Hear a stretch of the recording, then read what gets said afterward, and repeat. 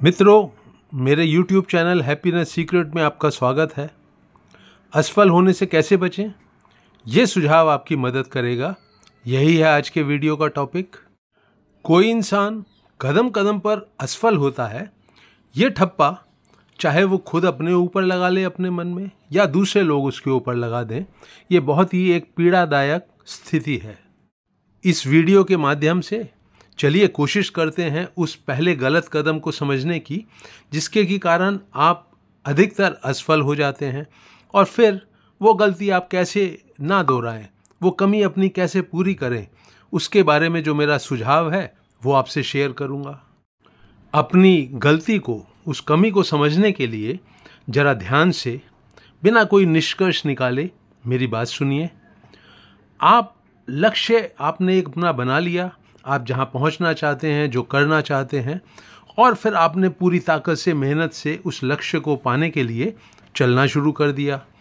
लेकिन जब लक्ष्य आपकी आंखों के सामने होता है तो दोस्तों, क्या आपको रास्ते के गड्ढे दिखाई देंगे? मेरे हिसाब से अगर हम असफलता को एक गड्ढा माने और आप उसमें गिर पड़ते हैं, तो वो गड्ढे आपको दिखाई नहीं देते जब आपकी आंखें लक्ष्य के ऊपर केंद्रित हो जाती हैं।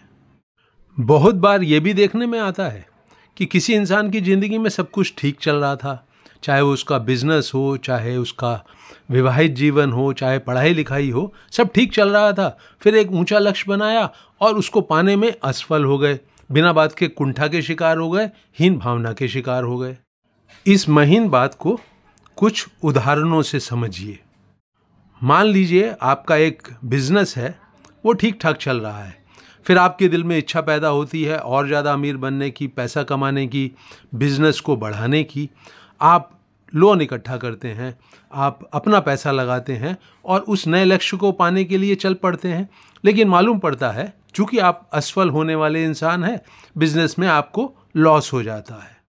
इस तरह की असफलता पढ़ाई लिखाई में जो विद्यार्थी हैं उनके जीवन में आती है, शादीशुदा लोगों के जीवन में आती है, जो नए नए शादी करते हैं उनके जीवन में आती है। बहुतों का विवाहित जीवन असफल होता है क्योंकि पति या पत्नी किसी और के चक्कर में फंस जाते हैं और अपना विवाहित जीवन बर्बाद कर लेते हैं, उसमें पूरी तरह से असफल हो जाते हैं। कोई एक बच्चा है, 7वीं 8वीं क्लास तक ठीक पढ़ रहा है, माता पिता उसको बहुत बड़े स्कूल में भेज देते हैं, बच्चा वहाँ फिट नहीं हो पाता और पढ़ाई में और ढिसर जाता है। आप फिर मुझसे पूछ सकते हैं कि फिर क्या हम अपने जीवन को बेहतर बनाने को कोई ऊंचा लक्ष्य बनाना बंद कर दें? नहीं, ये मैं बिल्कुल नहीं कह रहा हूँ, और आपके इस सवाल का जवाब थोड़ी सी देर में मैं आपको देता हूँ। तो आपको अपनी महत्वपूर्ण गलती, कमी समझ में आ रही है? आप ऐसा लक्ष्य चुन रहे हैं जिसमें कि आपकी जो कैपेसिटी है उसको बढ़ाना पड़ेगा, आपके जो संसाधन हैं उनको बढ़ाना पड़ेगा, ज़्यादा मेहनत करनी पड़ेगी, ज़्यादा समझदार बनना पड़ेगा। तो लक्ष्य आपने जब चुन लिया है, तो आपकी दृष्टि जो है, अगर वो उस लक्ष्य से बंध गई, होने वाले फ़ायदे से बंध गई, तरक्की से बंध गई, ज़्यादा अमीर बनने से बंध गई, तो फिर आपको रास्ते का वो गड्ढा नहीं दिखाई देगा जिसमें गिरने का अर्थ होता है आपका असफल हो जाना। और आप एकदम से असफल नहीं हो जाते।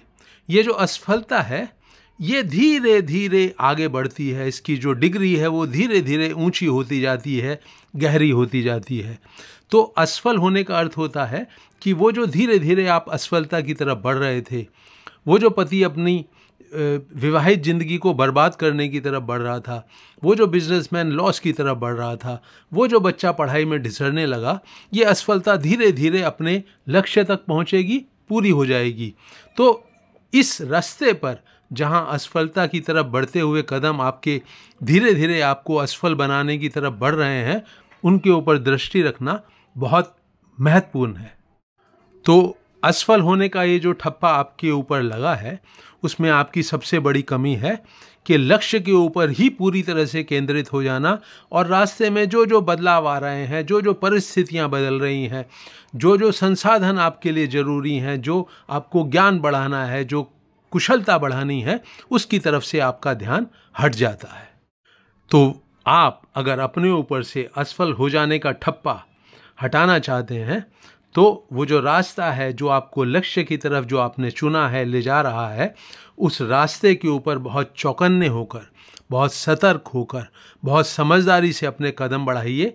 ये जो यात्रा है इसके ऊपर नज़र रखिए और लक्ष्य की तरफ आप बढ़ते चले जाएंगे। यकीनन एक दिन उसको पा भी लेंगे, सफल भी हो जाएंगे, लेकिन आपका पूरा ध्यान यात्रा के ऊपर हो, चौकन्ने होकर, सतर्क होकर, सजग होकर, पूरी दिलचस्पी लेते हुए, पूरी ईमानदारी से आप रास्ते के ऊपर बढ़ें, पूरी सतर्कता से।